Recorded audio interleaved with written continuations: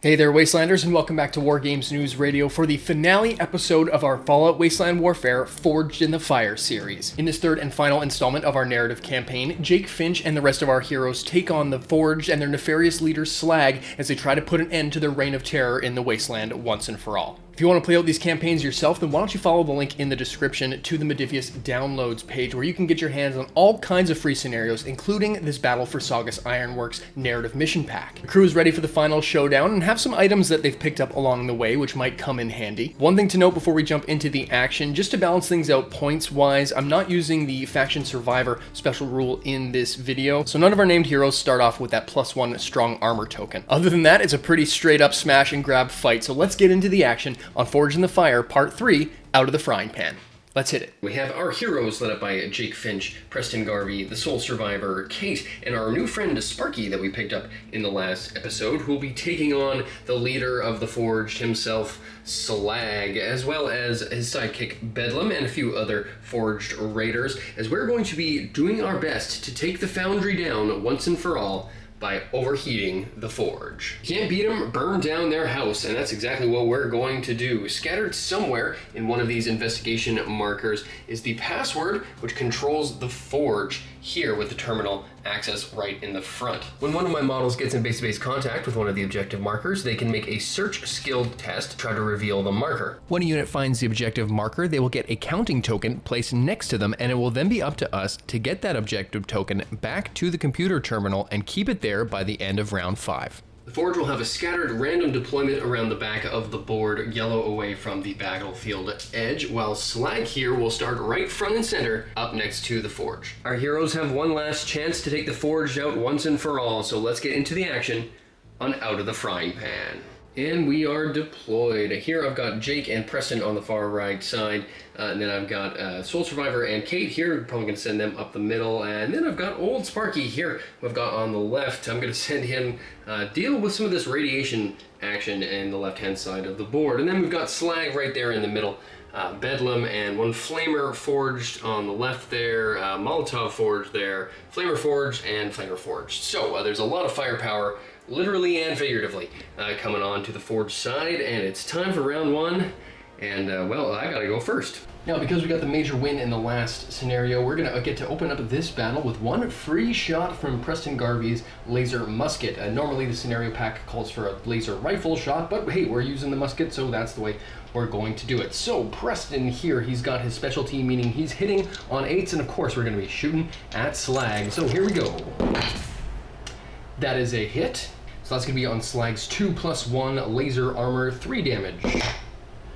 Okay, wow, that's going to, 2 of it's going to go through right off the bat. Well, a lucky opening shot from Preston there takes Slag down 2 hit points. His power armor now only has 1 hit point left on it, but now we get to start my actual turn. I'm going to start by sending Sparky here up the board towards these search markers here, but also to act as a bit of a distraction. First up for the Forge is this Flamer dude here at the back, so they're going to run up once and twice just to get some cover there, because somebody's going to have to try to stop Jake, his inevitable charge. The Soul Survivor activates for our side next and moves once with their first action, then takes a shot at long range with our combat rifle at the Molotov Forged way at the back of the board, but goes wide. Boom, wouldn't you know it, next up is Slag here, so they're going to go ahead and take 2 shots with the laser pistol into the Soul Survivor. Laser pistol hitting on 5's first shot. Ooh, is a swing and a miss, good thing too. Second shot is also a miss. Back to the survivors here. I'm gonna go with Preston, and we're gonna go ahead and take 2 shots downrange into that Forge over there. Preston through cover, hitting on 6s because of his specialty. Ooh, that's a miss with the first, unfortunate second shot. Okay, we lost the damage die there. It's a hit with an extra damage. Because of cover, it's gonna be 3 damage, 3 armor. Stops 1, takes 2. Well, back to the Forge, and it's time for Bedlam to make a move. She's going to start charging up the board to about there. She is going to be within some radiation barrel range here. And then, yeah, you know what? She's actually going to go with a Molotov cocktail toss right here at our guy Sparky. Bedlam with the cocktail hitting on 5s. Okay, that's going to miss, which means it's going to scatter. We've got our handy scatter token here. Let's give it a flip and see which way the cocktail is going to go. It's going to go this way, so, well, yellow in a massive fireball, but not actually damage anyone. Back to my side, and let's get things going with Kate here. Get her in the mix. One move, and then we'll head her, I guess, towards this objective there, and 2 moves. We'll get her right about there.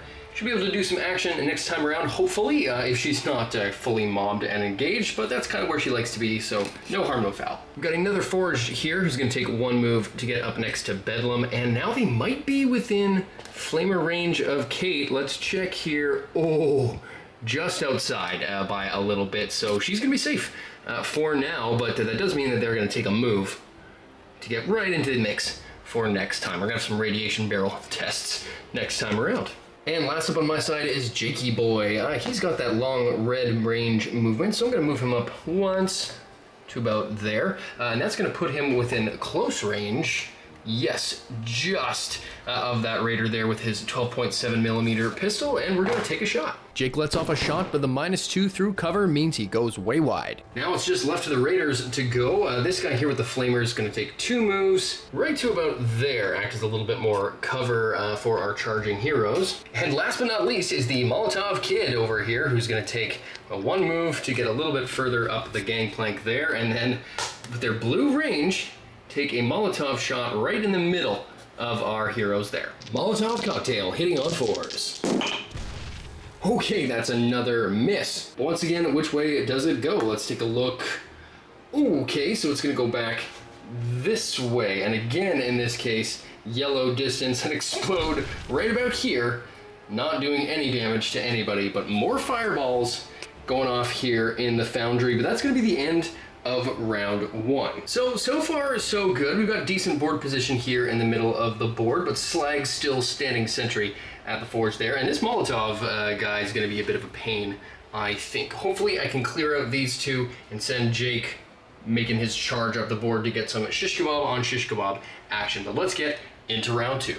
Event deck for round 2, we got Heat Haze. The shimmer of heated ground makes it hard to make out your targets. For shoot and throw actions, numerical modifiers on skill dice, so -1s, 2s, and 3s, are ignored for this round. Okay, top of round 2, and back to my side for advantage, and I'm going to start things off with Kate here in the middle, and I'm going to have her use the Molotov cocktail that she picked up in the last episode and give it a throw at these 2 doofuses right here, right in the middle, hoping to envelop both of them. Now, technically, Kate can't normally use thrown weapons. Her stat card doesn't have a thrown weapon line on it, but this is my channel, this is a narrative game, and I'm gonna do whatever the hell I want, because this is thematic and, well, it's a lot of fun. So, we're gonna go with Kate here. We're just gonna go off her strength skill, because while I am breaking the rules, I don't like to make myself overpowered. So her strength is just a 3. So the likelihood of this actually happening is a little bit unlikely, but that's okay. She's within range, and we're gonna do it anyway. Kate with a Molotov cocktail hitting on 3s. Okay, that's gonna do it. Well, it doesn't matter if you're cheating and breaking the rules when you roll a crit. So that's gonna be 2 armor breaks and 1 damage, and both of these nerds are going to be on fire. Or at least they would, except for the Forged are resistant to fire. So we need to make a luck roll to see if they actually light on fire. We'll start with Bedlam first. Lucky is the flame. Okay, Bedlam's not on fire. But what about this Forged with the flamer here? Nope, no dice. But neither of them are on fire, but they are going to take some damage. Bedlam failed her armor roll, taking 1 point of damage, whereas the Forged there, he's doing just fine. Kate unloads her double-barrel shotgun into the nearest Forge with her second action, but sadly, she misses. Slag responds by taking 2 shots with his laser pistol at Kate, but she's able to dodge out of the way as both shots go wide. Back to my side, and I'm going to go with Sparky next and go play the objective. So he's going to move once, to about there, and then we're going to make a search test to see if we can find the computer codes. Old Sparky here is far from the best searcher around. He's only going to be scoring on a 3. That is a 7, no dice. Back over to the Forged, and it's this Flamer Raider who's going to make a move here. They're outside of Flamer range, so they're going to have to move up once to get right over there, and then they're going to take a long-range Flamer shot. Yes, they are in range of, well, I guess they're technically in range of both of my guys here, so they'll aim right for the middle and see if they can put a hurt on both of them. Forged with the Flamer on both Jake and Preston, hitting on 4s. Sorry, hitting on 2s because of cover. Okay, that's a miss, thank God. Back to my side, I'm going to switch over to Preston here. I'm actually going to take a couple long bomb shots down to this guy at the back. I think Jake might be able to handle this dude over here, so I'm going to see if maybe Preston can put some shots on his backup. Preston's first shot goes wide, but he generates a quick action, but the second shot hits home, dealing 2 damage to the Forged. Well, not bad. 2 damage on this guy back here, and then Preston will use his quick action to prepare. Back to the adversaries, and the Flamer Forged on the left-hand side of the board makes a charged move into Kate. He tries to take her down with a baseball bat, but the extra black die from the charge does nothing to help him hit, and it goes wide. Back to my side, and it's what we've all been waiting for. A charge from Jake with the shish kebab. He's got the shish kebab, he's charged into that raider, he's going to try to smack him down. Jake swings with the shish kebab, and while he fails to connect with the Forged, he does generate 1 quick action out of the deal. No damage, but Jake is going to get to take a prepare from that quick action there, and back to the Forged. Well, it's the final Flamer Forged at the back here who's going to go next, and they got the careful ranged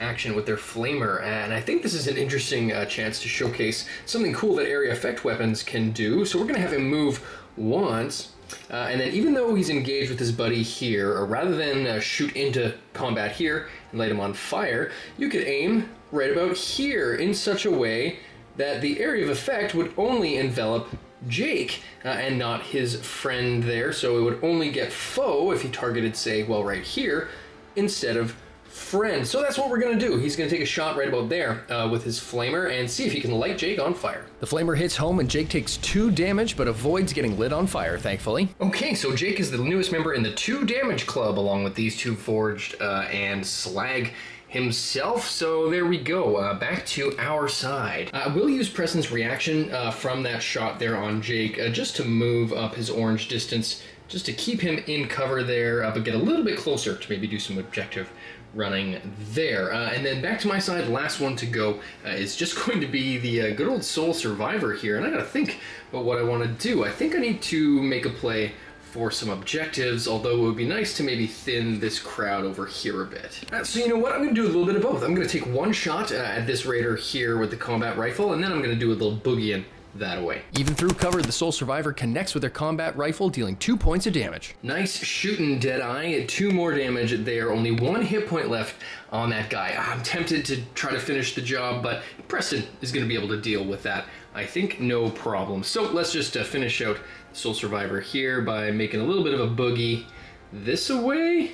Yeah, they're going to take a little bit of cover behind this thing here and make a play for some objectives next time around. But not before Bedlam has something to say about that, and seeing an option for some fire and flames in here. Yeah, she's got the Molotovs, and she's going to use them, throwing it right in between our heroes there. Okay, Bedlam with one of many, 4 in fact, Molotov cocktails, hitting on 5s. Oh, golly. Okay, that's going to hit. So that will light both Kate and the Soul Survivor on fire, and deal some damage in the process. So it's going to be 1 damage on Kate's now, 2 armor because of the armor break. It goes through. And Soul Survivor, same thing, 3 armor, broken down to 2. It also goes through. Well then, okay, that's more like a Forged battle report here. I was wondering where all the fire and flame was, but there we go. 1 damage, and they're each on fire. So gonna have to try to get lucky and maybe dodge those off next turn. And then there's only 1 left to go, and that's this Molotov Psycho right there. And if it ain't broke, don't fix it. So same thing, another Molotov cocktail coming in hot on Kate and the Soul Survivor, this time hitting on 4s. Okay, that's a swing and a miss. Where does it scatter? Got the good old scatter token here. Let's see, this could go in our favor.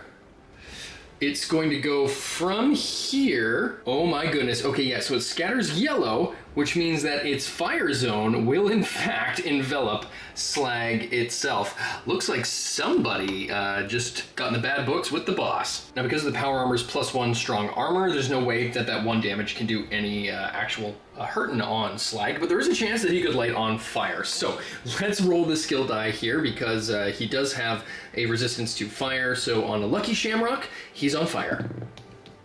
Oh man, 3rd time in a row. Might not have been very effective, but it was a pretty funny way to end out the round. So we're gonna be going into round 3 here with all kinds of action. We still have the advantage, which is gonna come in pretty handy to get a jump on these guys. Hopefully do some quick objective checking right off the bat. So let's get into it. Event deck for round 3, we got Dust Cloud. A thick dust cloud driven by a strong gust of wind is heading this way. No attacks at long range.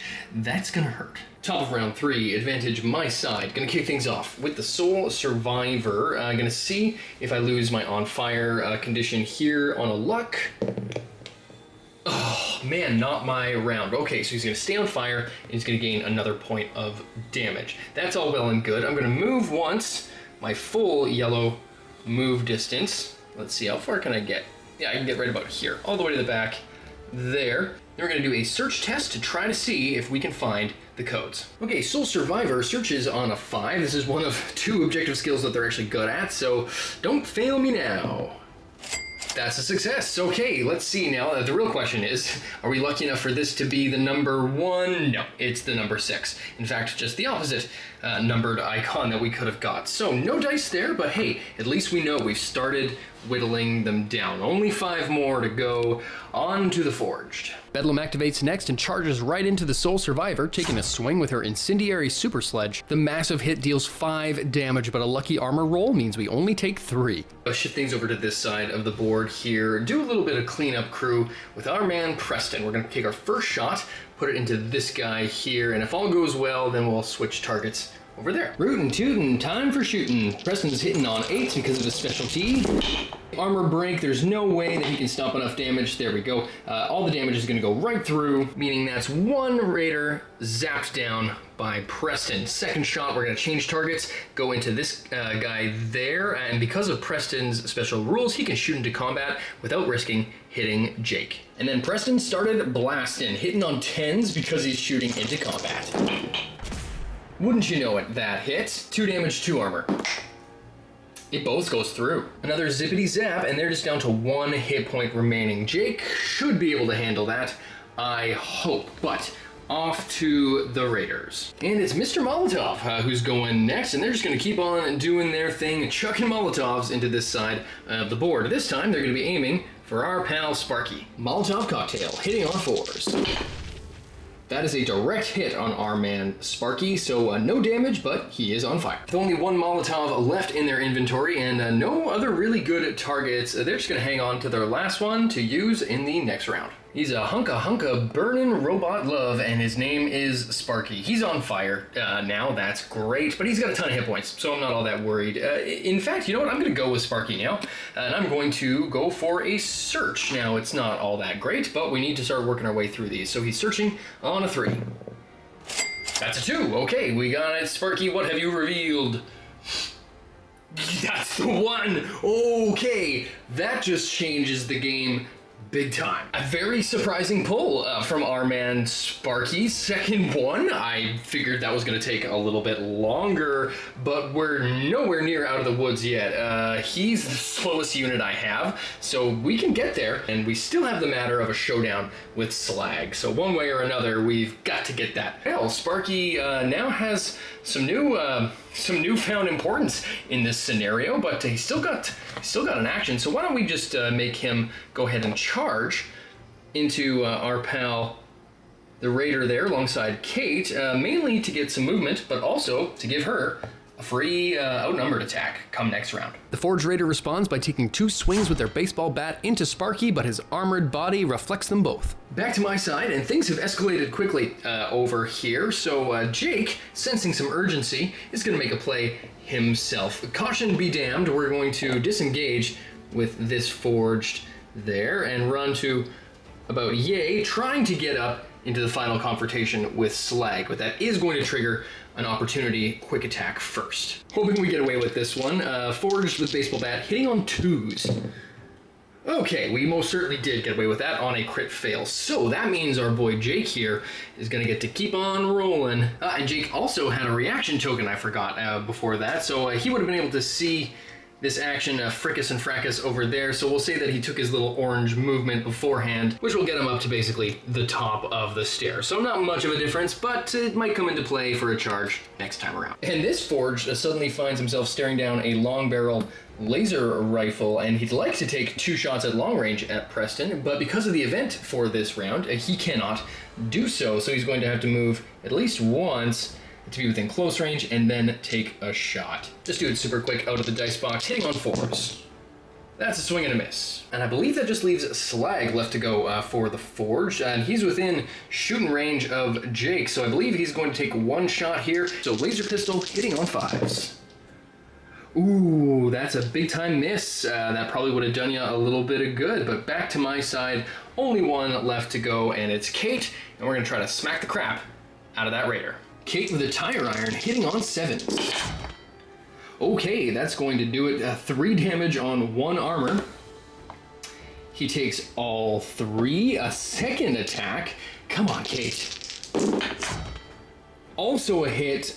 Armor break, 2 damage, meaning he takes 5 damage total, which is exactly how many he had. Okay, what an end to round 3. We've killed 2 Forged now, 1 in close combat, 1 thanks to Preston the Deadeye. Jake is on the home stretch towards facing down Slag, and our man Sparky has the code. So if we can get Sparky to the computer, which will take a couple turns because he's so slow, and then keep him there until the end of the game without dying, we're going to have the major win, and we might even get our face-to-face. Well, we're going to get the face-to-face here in the process. So without any more dilly-dallying, let's get into the action on round 4. And event for round 4, we got Unbearable Heat. Each player picks one of their models simultaneously. This round, and the selected models will only get 1 action, not 2. Randomizer determined it's going to be the Molotov Forged who's going to get the 1 single activation. And for my side, I'll go with Sparky, just because I'm not in a huge rush to get over there, because he's a tank, and I still want to get this fight in. But it is going to be Bedlam who goes up first for the Forge, and she's going to try to finish off the sole survivor. So many dice on this one. No extra black this time around, though, so hitting on 5s. Oh, gosh, that's going to do it. Okay, so it's 3 damage on 2 armor. Yeah, he's down. And with her last action, Bedlam charges right into Sparky to make things a little bit more difficult for me scoring the objective. Preston opens up our survivor activations by taking aim at the Molotov Forge next to Slag in an attempt to try to make things a little bit easier for Jake, but it turns out to be a tactical error as both shots go way wide. And that may come back to bite us after all, because it's this Forge who's going next, putting 2 shots into Preston. The first flamer shot misses, but the second one hits home, dealing 2 damage right through Preston's armor and lighting him on fire. With time running out, Jake makes his play and charges into the Molotov Forge, dealing 3 damage with his shish kebab. 3 damage through, and Jake's gonna take advantage of a rarely used ability, at least by me, and make a combat slide across the way here, nudge up right in base-to-base contact with Slag there. So we are now in base-to-base contact with the big boss. We're technically outnumbered, but I'm feeling pretty good about our chances. We're hacking away up here, and it is going to be that Forge who claps back on Jake. They're only going to have the 1 attack because of the Unbearable Heat rule in effect this round, so hitting on 4s.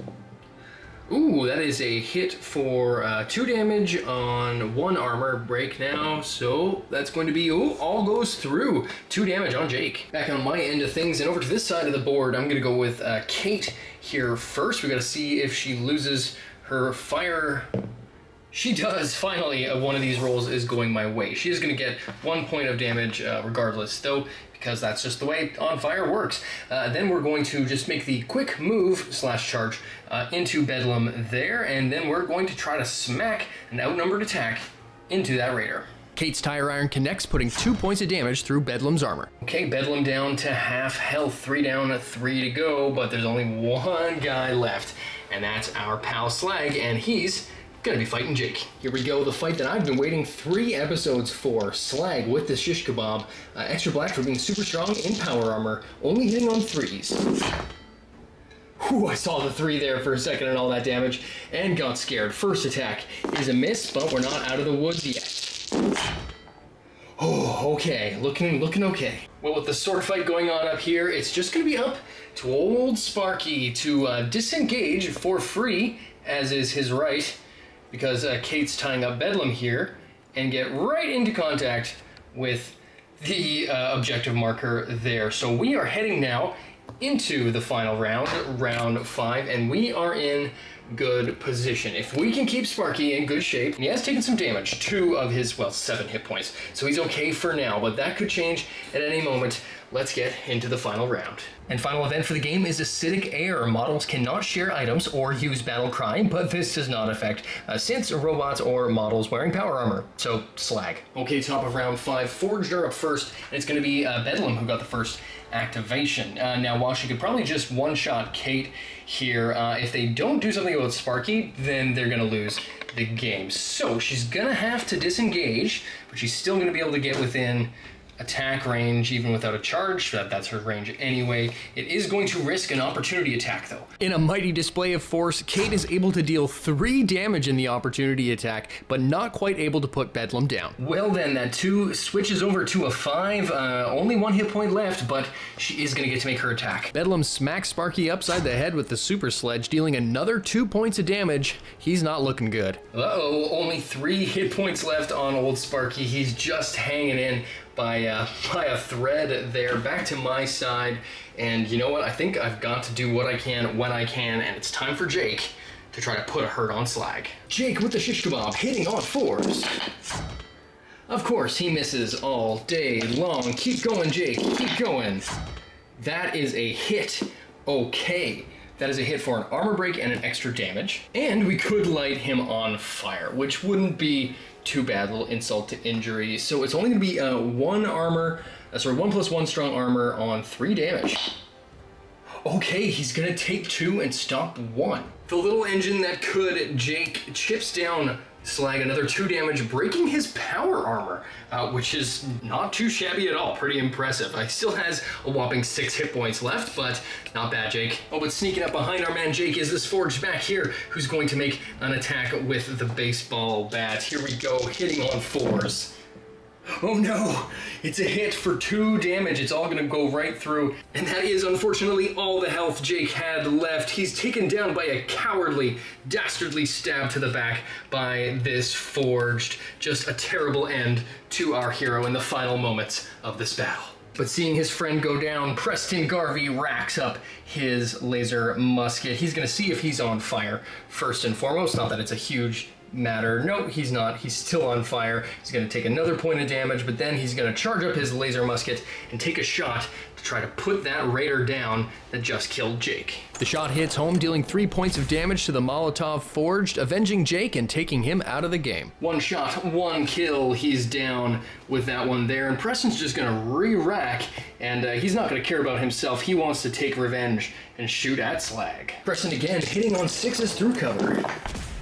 That's a critical hit, 2 damage on 2 +1 strong armor, and it's all stopped. Back to my side, there's only these 2 left to go. I want to say, yeah, you know what? We're gonna go with old Sparky here and just see if we can Hail Mary take down Bedlam with the vice grips. Sparky gonna give him the clamps, hitting on, well, crits and cogs. Nope, no dice there. Second attack. Oh, I saw the crit, and then it rolled over to the 7, and that would have been 5 damage, but no dice. Oh, I also need to roll and see if Sparky's on fire. Nope, the fire goes out, but he does get 1 more point of damage. He only has 2 hit points left. Forged are running out of options and time, so this one Forged moved once and is going to take a flamer shot into Mr. Sparky. If they can put him down, then that's going to be a Forged win. Okay, here we go. 1 flamer to rule them all. Hitting on 2s because of cover. Okay, that hits. 4 armor, 2 damage. Come on, Sparky. It's all stopped, atta boy. Well, it's our last activation here in this battle, and it's Kate. I'm gonna move her once. We'll say she's climbing up towards these barrels here just to get within her shotgunning range through cover at Slag. Okay, Kate's all jacked up on mentats, so she's gonna be hitting on 4s through cover with the sawed-off shotgun. And she misses. Not able to get anything done with the shotty. It's just going to be Slag, who's gonna take 1 move here, and even though line of sight is invisible, it's a narrative game, and it's my channel, so I'll do what I want. He's gonna take 1 shot here for all the marbles into Sparky. Slag, laser pistol, hitting on 3s. Come on, Sparky. That's a miss. While Jake proved no match for Slag, he was able to buy just enough time for the rest of our heroes to overload the forge, causing a chain reaction in the ironworks, bringing the building down around them. As Preston, Kate, the sole survivor, and Sparky make their exit, they can hear the screams of the Forged from within the foundry, but it's no use. With their headquarters in shambles, the Forged are no more, and are forever remembered as the Raiders, who were beaten by a boy. Well, there you have it, sports fans. The Forged are defeated, but Jake gave his life in the line of duty to take Slag and the rest of the Forged down once and for all. I hope you enjoyed watching this 3-part narrative campaign just as much as we had making it. And stay tuned because we have a brand new narrative campaign that's going to be coming up very soon, which will see the return of channel and fan favorites, the NCR Bighorners, in our Return to New Vegas narrative settlement mode campaign. Thank you all so much for watching, and if you enjoy what we do here on the channel, then make sure you do all the YouTube stuff and hit that like button, subscribe, and turn on the notifications so you don't miss our next video. If you really like what you see, then follow the links in the description to our Patreon or click the little join button here on YouTube so you can help us make more videos more often for you to enjoy. The amount of support that we've seen so far in this channel's small lifespan is just amazing, and thank you all so much to all of these fine folks who continue to donate. And if you want to get your name on the list here, then head on over and follow those links and you'll get all kinds of kickbacks in the process. So thank you all again so much for watching, and on behalf of myself and the rest of the gang, stay tuned because WGNR will be back.